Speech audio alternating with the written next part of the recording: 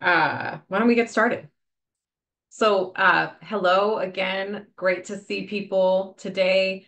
We wanted to take today to really boil this down to just the very most key things that we need to be doing right now. So we're going to spend the bulk of today's call just talking about really two action items. And we've talked about both of them before, but we want to sort of go over them a little more depth and share updates related to those action items. But first, I just want to, and this is our agenda here. So I just want to first share some of those updates, and then we'll get into our action items. So first, I just want to say thank you. I know at these meetings, we always want to make sure and extend acknowledgement to everyone who, we're just collectively, we're just doing this. We're moving forward. We're making progress. And I bet there's stuff going on that we don't even know about too. But everything that we're aware of, just really thrilled to be doing this with people.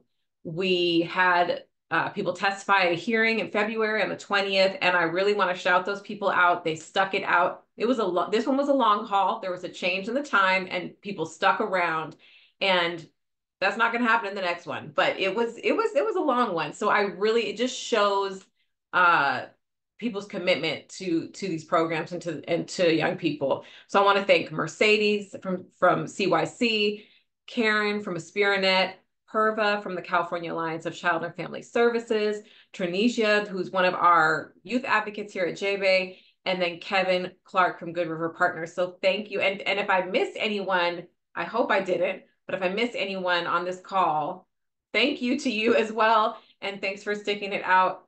People are definitely hearing our voices. And for these next hearings that we'll talk about in a little bit, we need to quintuple that attendance because these are coming up are the really key hearings where these issues will be considered.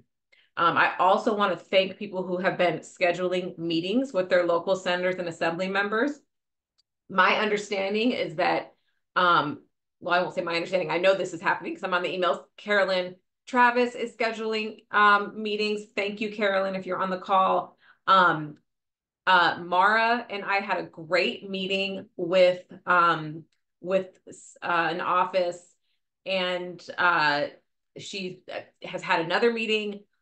I know that Josh from Bill Wilson Center had already had a meeting and did a follow-up, and he secured a member on Mr. Ting's letter. So we want to say thank you and acknowledge everyone who's collectively doing that scheduling and having those meetings.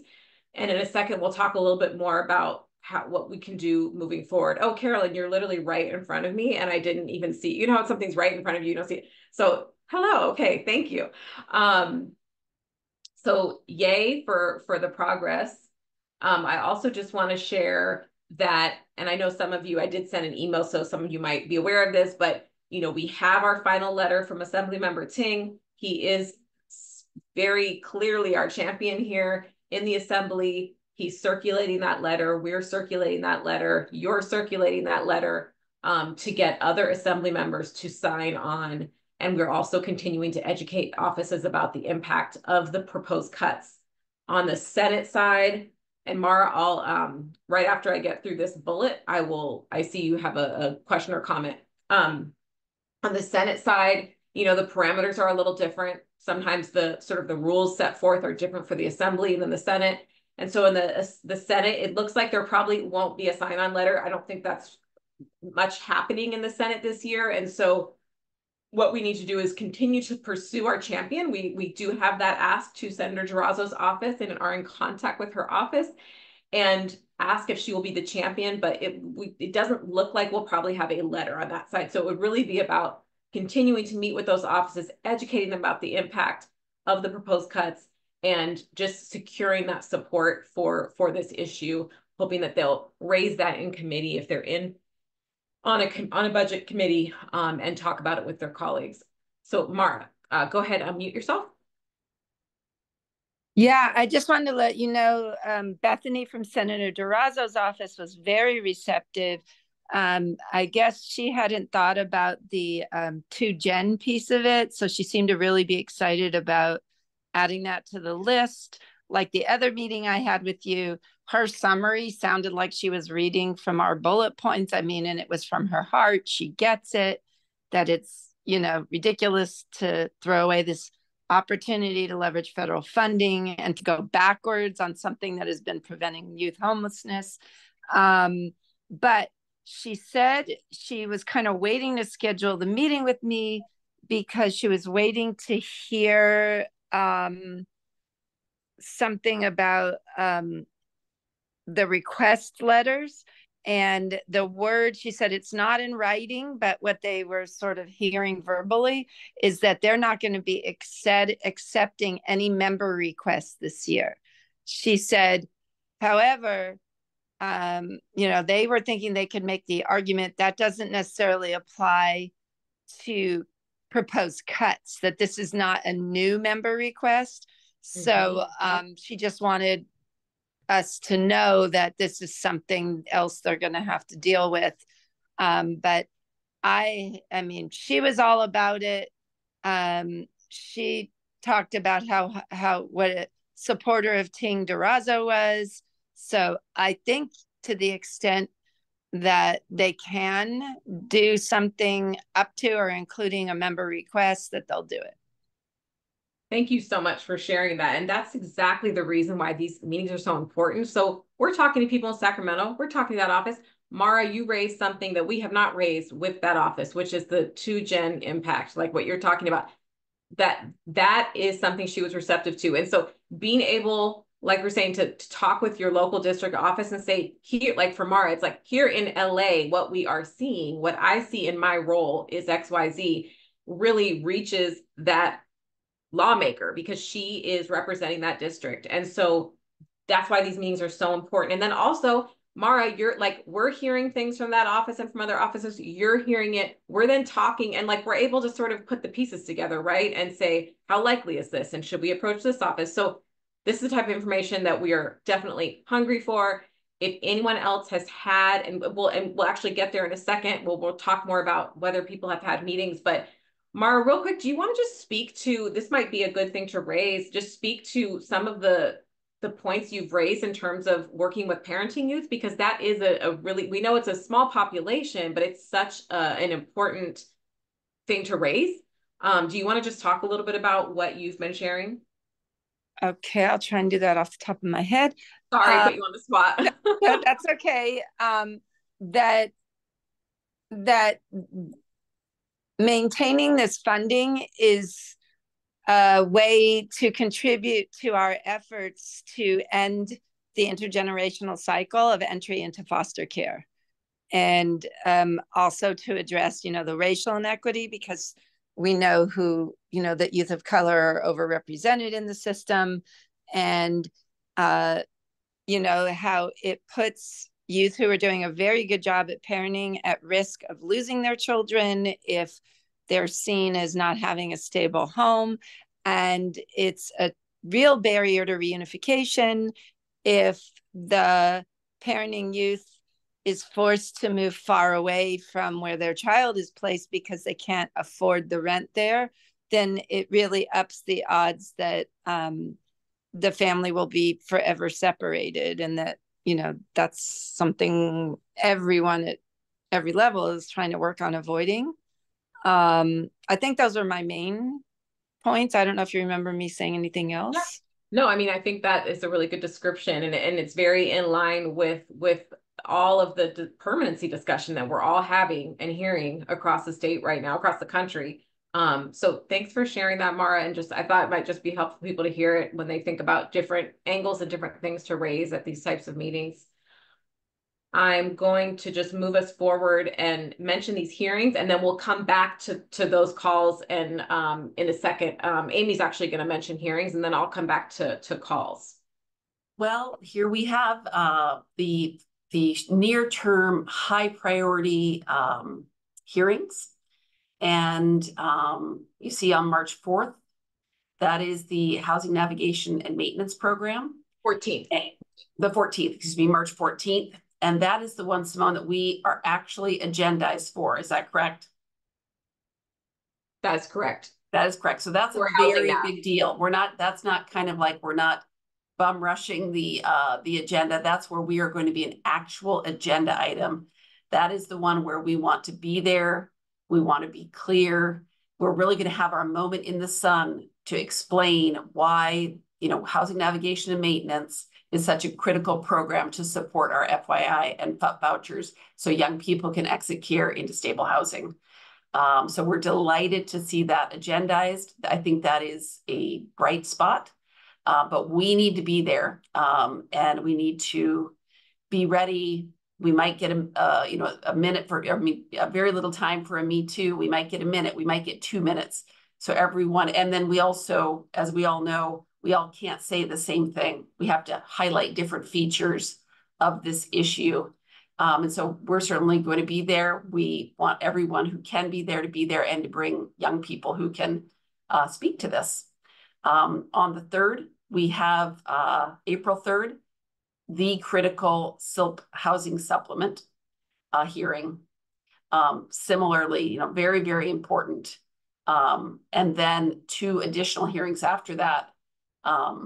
But really, we can only do one thing at a time. Even if you can just look at that March 14th date, that's up here in a couple weeks. And, again, if your organization, if you're having, if you need some support in travel, please reach out to Simone and we'll see what we can do, because, this is the way democracy works. We have to be there. We have to share the reality of young people we represent and our own reality if we are young people. So it really does matter.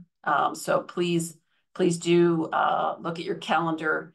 And I think the next slide, if I'm correct, Simone, is an opportunity to actually indicate your interest.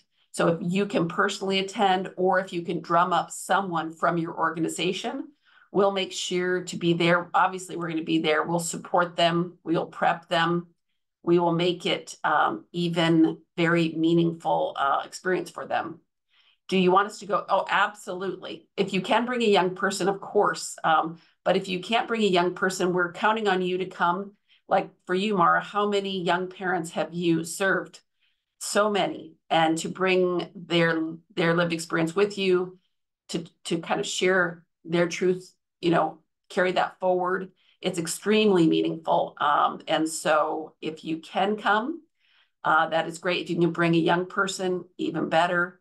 But I think we need to really make sure we take the time to do this.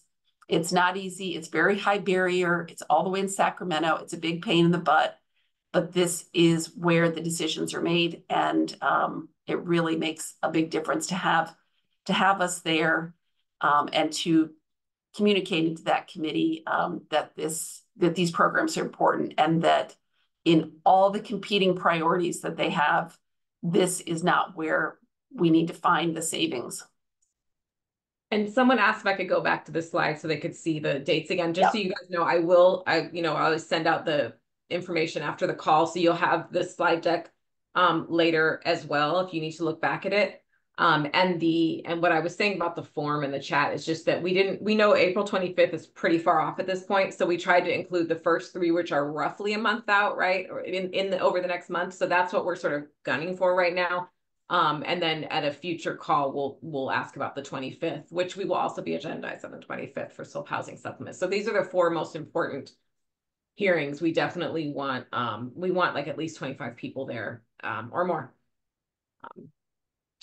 So thanks, Amy, for going over that. Let's see if, Daniel, you had a question about the sign-ons. Yeah, great question. I should have put this on the slide.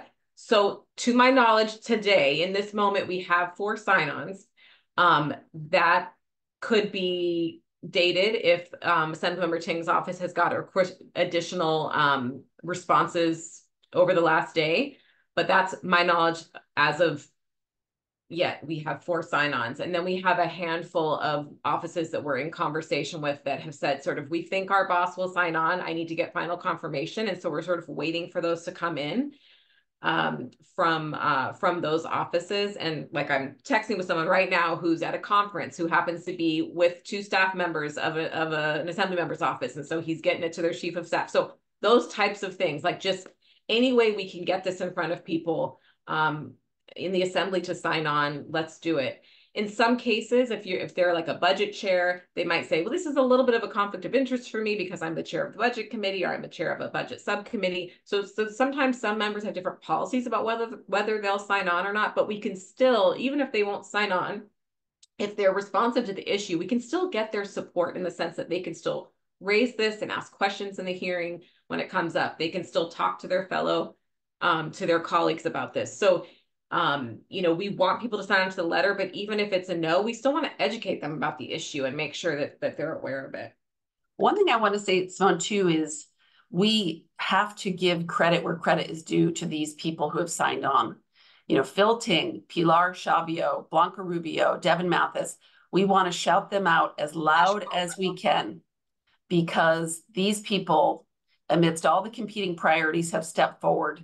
And so on your social media, if you can shout them out, tag them on X, let them know that them doing this is meaningful to us, because it can literally come down in the 11th hour to one of these four heroes saying, not on my watch. You know, we need to let them know that we appreciate their use of political capital on this issue. And so we're going to do everything we can to let them know that. But as a coalition, we can't take their support for granted. We need to let them know it's very, very meaningful to us. And so we'll produce some social media. We'll share it with you, but let them know.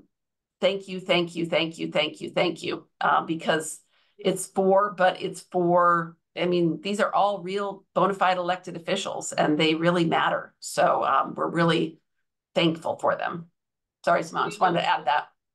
Daniel, are you holding up a 5 number or a wait? No, oh, hold on. I'm trying to say something. I'm just saying, no, a hand. I'm just wondering, Amy and Simone, given Assemblymember Ting's, you know, ushering of this through and fighting for and budget requests and all this stuff, does you know, and you know him better than we do, but would he be willing to do like a press release or something, or like, can we get one of these guys to write an op-ed? I know it sounds like a, you know, I say that a lot, but is there something you go public, more public?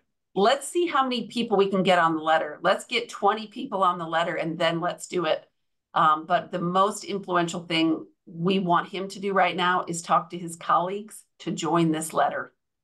And the way we want, that's the most important thing, is to get these official elected officials to say, this is my priority. And that's what 4 people have already done.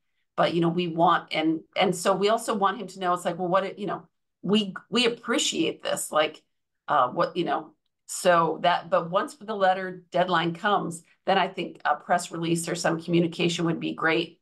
But the deadline is not that far away. And this isn't like, you know, every person can make a difference, but we really need more people on this letter.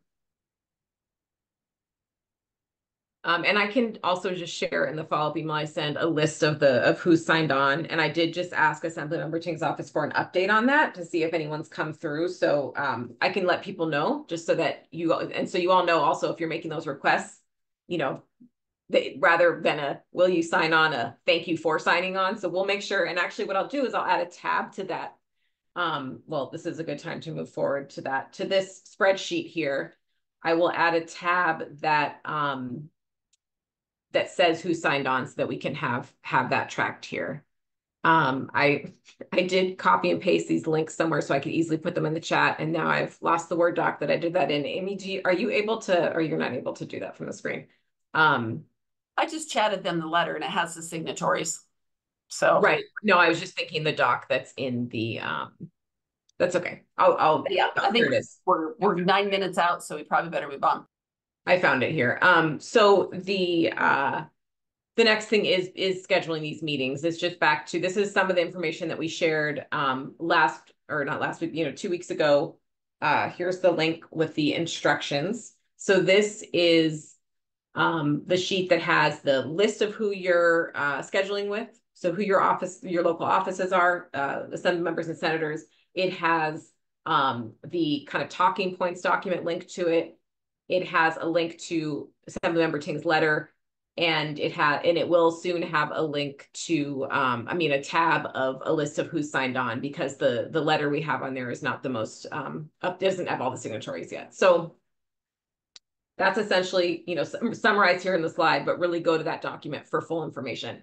So at this point, we want to continue to schedule those meetings.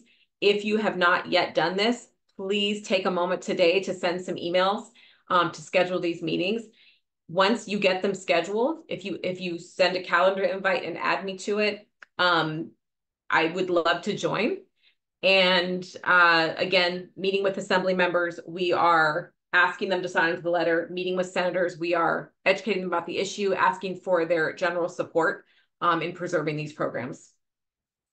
So I know that Carolyn, like I said, it has reached out and is working on scheduling meetings. I know that Mara has had 2 meetings, and I know that Josh has done some follow-up after a previous email meeting he had to secure signatories. Is anyone else scheduled a meeting that I did not just list that either just fell off my radar or isn't on my radar? Feel free to unmute yourself or chat, either way. I talked to McCarty. Oh, great. Kevin McCarty. Okay. His office. But he's on the assembly budget, so we don't know if he'll do anything. Okay. Mercedes, were you gonna say something? Yeah, we reached out to McCarty's office as well. We haven't heard back yet. We also reached out to Senator Ashby. Last night we reached out to I can't remember their names off the top of their head, but District 3 up in Butte County, Assembly Member Gallagher and Senator, the name is escaping me right now, but they're Butte County. We are also reaching out to Aguiar Curry and Bill Dodd. And I will keep you posted if we are able to reach out to anybody else. Awesome. Thank you. That is fantastic. Anyone else? I can't see everyone's hands, so just feel free to unmute yourself if you want to talk.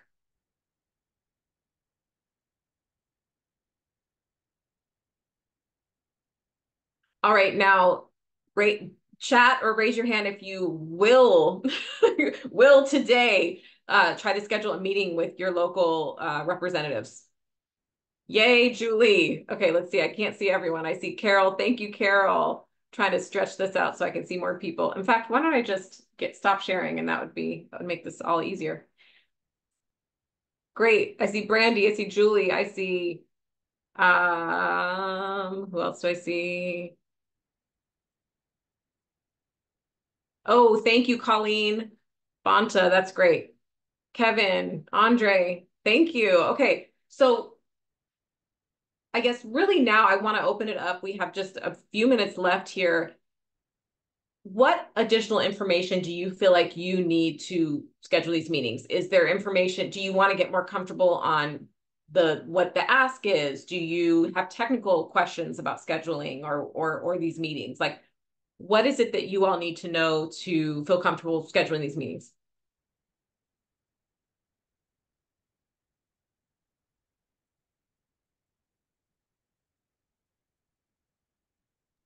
Well, one thing, Simone, is can you repeat the deadline for the assembly letter? Absolutely. So Tanya wants it by the 4th. Yeah, Tanya wants it by the 4th. So the 4th. The deadline is a few days after that in the assembly for the letters, but of course they need them a little bit ahead of time. So yeah, these meetings would need to be ideally scheduled like as soon as possible, which is why I think Zoom with a staff member is absolutely acceptable. I know some people have said, should we try to schedule with the member? Should we do it in person? It's like, that's all great, except it never happens this quickly. So whatever the quickest thing you can do would be ideal. Hey, Simone, do you have I'm sure you probably sent it out and I probably missed it, but is there a packet or, an email with the letter that you're sending to the offices of the assembly members? Yeah, so we send, so we have our coalition letter and we have Assemblymember Ting's letter. Those are, I would say, the two main things we've been sharing.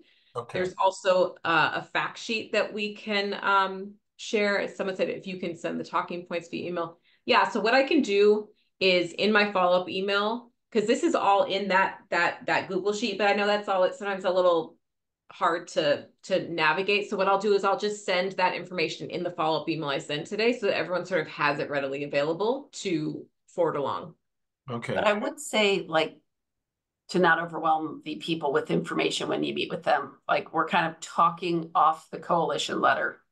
And so, like, when a person has a piece of material, you're kind of referring to what's in that letter versus like, what's the fact sheet? What's this? And it gets, these people have 20, 30 meetings a day, you know, and so if we're not very mindful about how we give them information, it's just complete overwhelm. So I think the most powerful piece is the coalition letter, 103 organizations, over 100 young people. It very tightly lays it out. But there's other information you can draw from as well. Yeah, so if there's like a short email that you've already created, then send that over to me. If not, I can create one. I'm thinking of, Mark, and I don't know, again, I'm sorry, I'm just jumping in this, but Mark Berman, Ashkara, I don't know if they've already signed, but Cholera has. Okay, Ash has. Cholera has. That's the one who's not listed on that letter yet that I'll get from Assemblymember Ting's office with his name, but he has signed on. Berman has not, to my knowledge. Okay, so if you can get something to me, I can reach out to Mark. Great. I see people saying that they've been trying to get meetings with people like Karen and Diana. Thank you so much. One question. Oh, first of all, Carolyn, thank you for sharing info in this chat about AB 2477.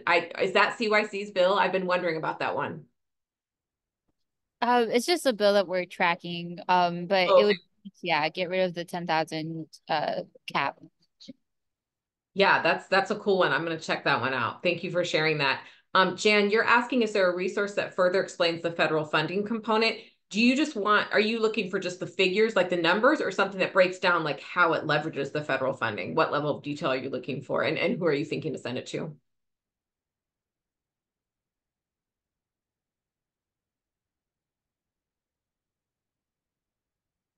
And Jan, if you want to follow up with me, I see. Leverages, okay. Yes, so what I can do is I can provide a brief explanation on that to you so that if you're asked, you have that information. All right. Well, thank you, everyone. I see we're at 2:29. I will follow up in the email. Mara, your hand is still up, but I don't know if it's from before. Did you have something question? The local things, like I know in LA, there's one with Menjivar and Van Nuys that I've been holding on my calendar. Do you still want people to do those? And are you going to email us some information about those in-person local meetings? I am. There's a couple that we've scheduled and they are later in March. So I do not have a calendar holdout for them yet, but one of them I believe is Menjivar. So I will send that out. That's actually on my to-do list right in front of me. So I will send those out so that people can get them on their calendar. And then you'll give us more details as it gets closer.